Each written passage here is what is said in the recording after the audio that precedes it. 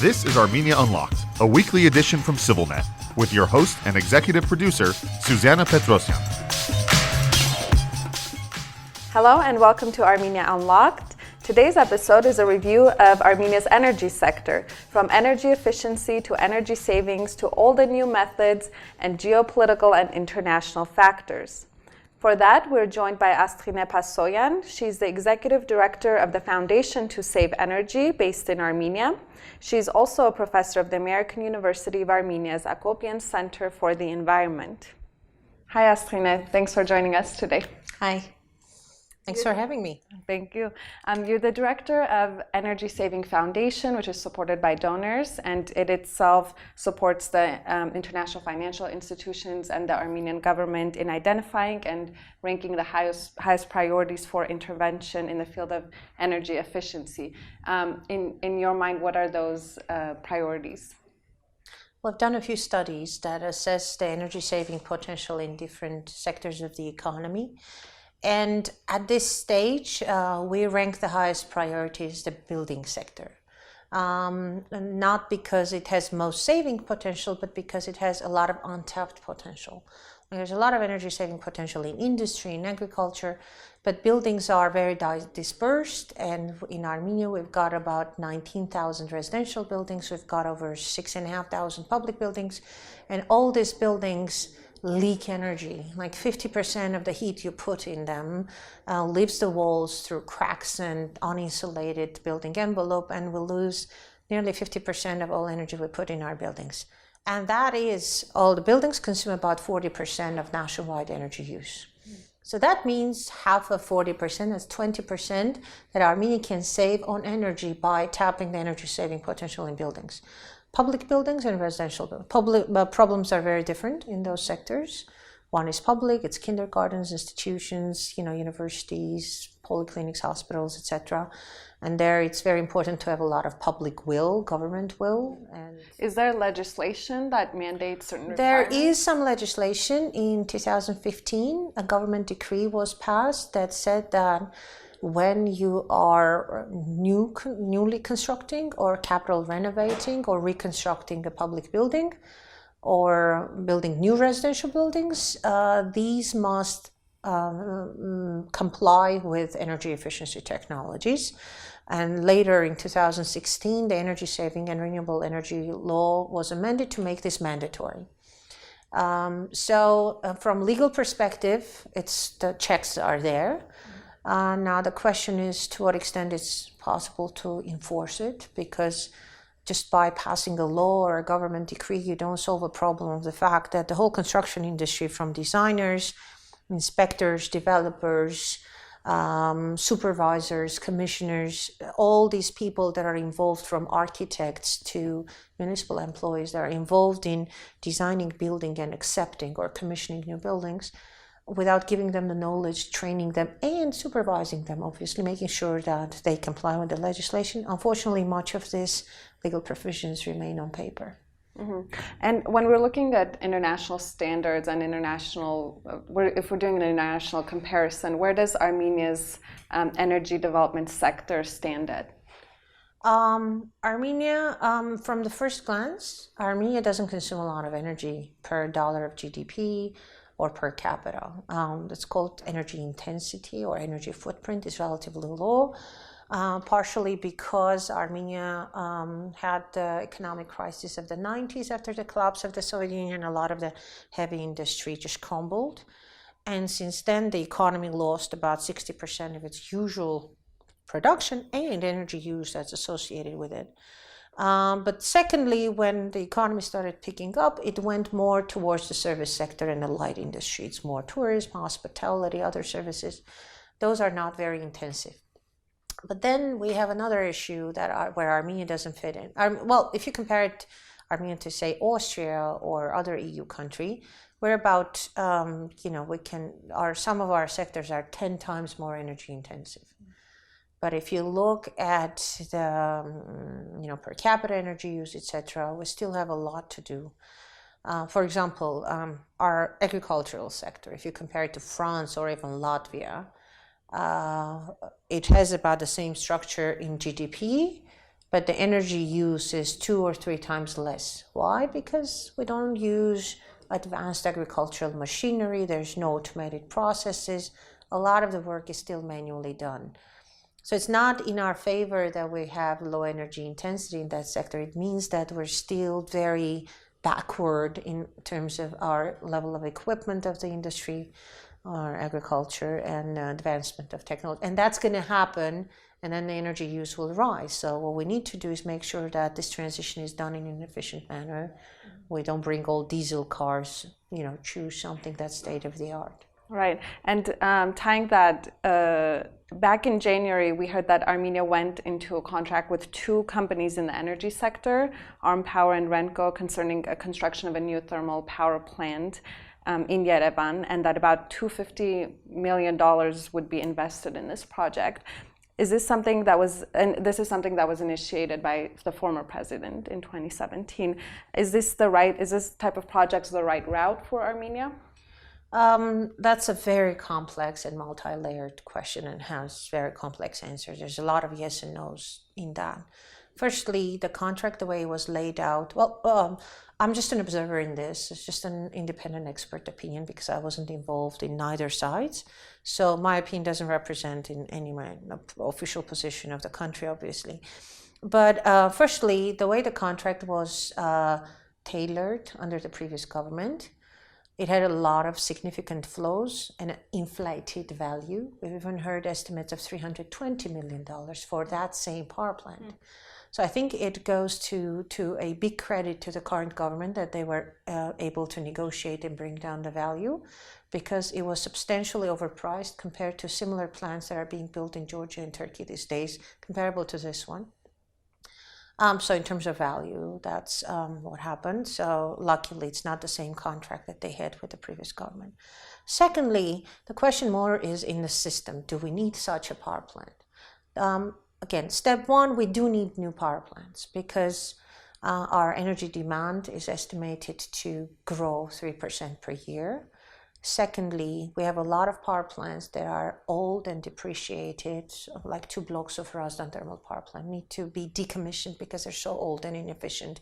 It's been time to shut that down even under last year. So we need new capacities, especially because of the kind of shaky prospects of what's going to happen to nuclear power plant after 2026. We can keep claiming that, we're going to build a new one, but A, there's a lot of pressure from international community not to do that. B, it's several $billion. Some estimates go between $4.6 to $6 billion for the new nuclear. With a $9 billion economy, it's really not likely that such an investment can be pocketed in Armenia at this stage and repaid, obviously. So then the alternative is, how do we go about our growing energy demand when some of the capacities need to be decommissioned from the existing energy system? Gas power is one option, and that's in the government policy to add modular, like 250 capacity gas turbines. This is state-of-the-art way of producing electricity from natural gas. So it's efficient.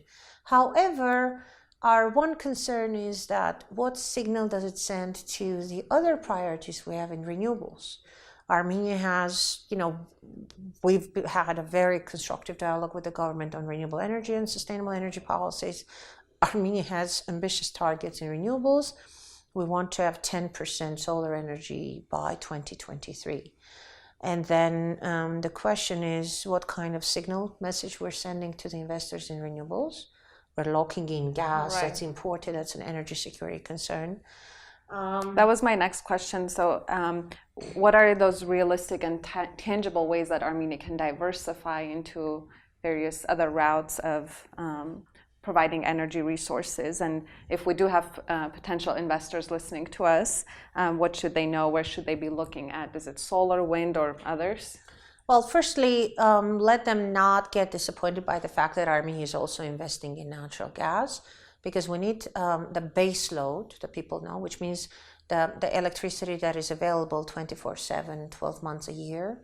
Renewables still are not at that stage, most renewables, with the exception of geothermal. In terms of other renewables, Armenia has very ambitious targets and very good policies. An investor needs to know that the resource is estimated. It is. There are good maps of Armenian wind and solar energies. The investor needs to know financial resources are available. Every Armenian bank, every IFI in the region is available in Armenia, providing green credits for sustainable energy investments. Third thing they know is to get political confidence that their investments will be defended. Armenia offers long-term power purchase agreement for 20 years, and every such power plant that will be built with renewables will have guaranteed sale for 20 years of every kilowatt hour they produce. This is major.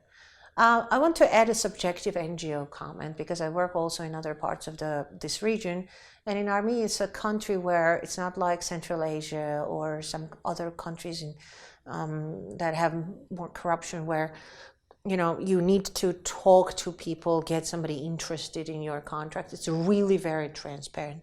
It's a one-stop shop. You go to the Public Services Regulatory Commission, you identify your interest, you show your land slot, you apply for a license. The tariff is in the legislation. There are very favorable tariffs for wind, for solar, for small hydro, for even biogas and geothermal. So all those are estimated, and the government, past and the present, has sent a very clear message that there will be hand-holding, they will support you and give you everything you need to get to a state where you can actually accomplish your goals.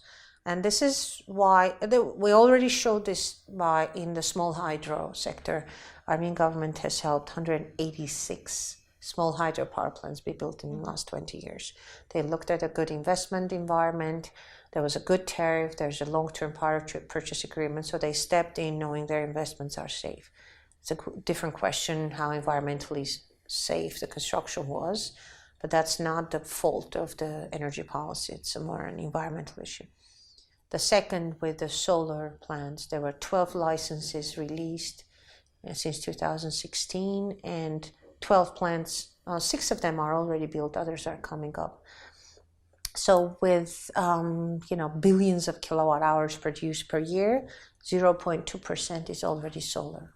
It's still peanuts, but this year, last year, the contract was signed for a 55 megawatt plant to be built in Masrik area, in Gheghar-Kunik Mars near Sevan. And that's already, we only had 10 megawatt, and now we're going to multiply that by 6. So that's going to be, we're going to go over 1%. And then the next target announced by the government is licenses will be released up to 100 megawatt solar capacity will be added in the next years. Let's talk more about that policy strategies. Is it, when we're talking, you already mentioned there's inefficiency in the buildings and in terms of like saving energy. What should the strategy go towards? Is it education? Is it legal?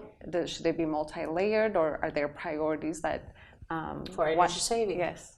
Well, it's a complex issue, right? So to promote energy saving, there's several things we need to do.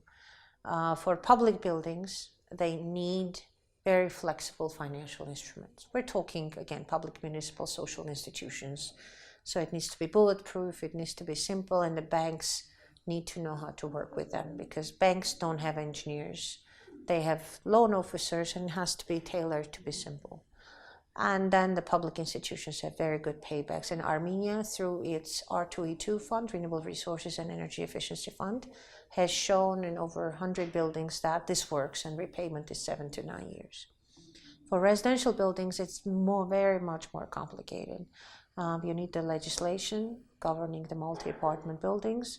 It's not perfect now. The new amended version that is still pending adoption is not much better. It's a complex area where it's a lot of, basically many consumers. Every household is basically a loan partner, is a separate recipient. We have low-income households. Some estimates say 20%. Some estimates say informally 31% is poor. And we also have... What does that mean for energy efficiency? That means if you make an investment in a building, the government doesn't have the money. It has to be a loan. A loan to who? To multi-apartment building management body, the group of organized homeowners. And if in this 100% homeowners, like 100 apartments, 30% is poor, or 20%. They can't borrow, that's a credit risk. Another 20%, again, typical to Armenia in this region, are absentee. People have left, their doors are locked, they're working or they've immigrated, but the home is still under their ownership.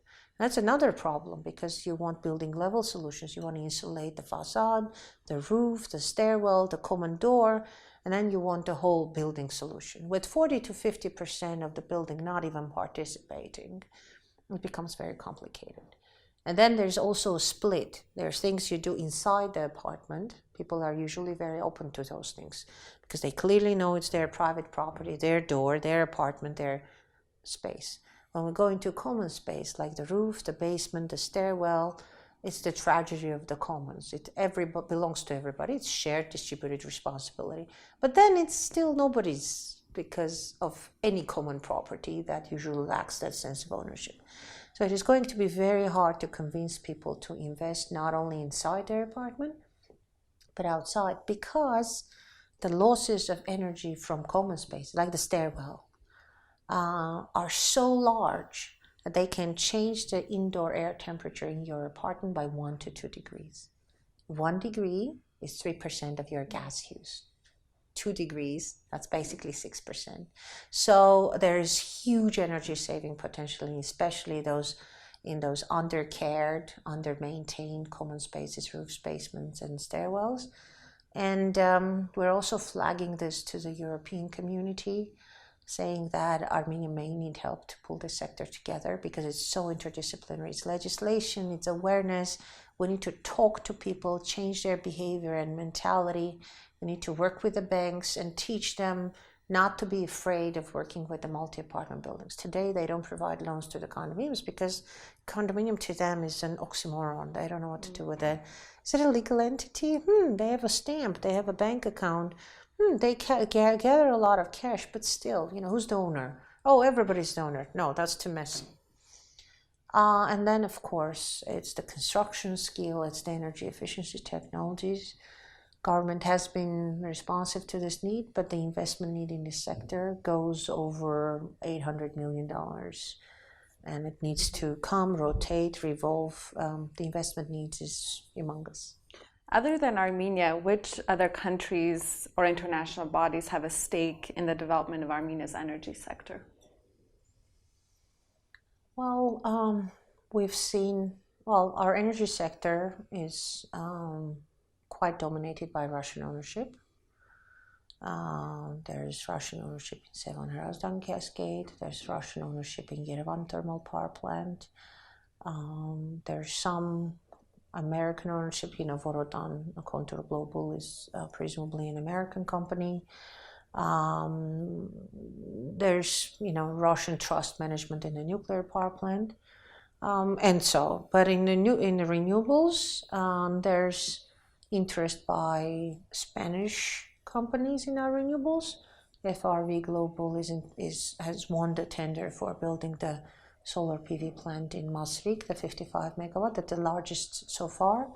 And there's also Acciona company, Spanish again, that wants to build a 90 megawatt wind farm in Gerama, around Sevan mountains. There's also a lot of Arabic interests, United Arab Emirates, Saudi Arabia. We see them either directly or through their own European companies interested in renewable energy. That's a very common trend worldwide, where oil money is reinvested in renewables to kind of, ensure the sustainability of the business. There's also UAE involvement, interest. Access Global is looking at, again, wind farm in Armenia. I think also the Spanish FRV is also Saudi Arabia owned. Plus, Armenian government has intentionally, they've had an investment forum in Arab Emirates.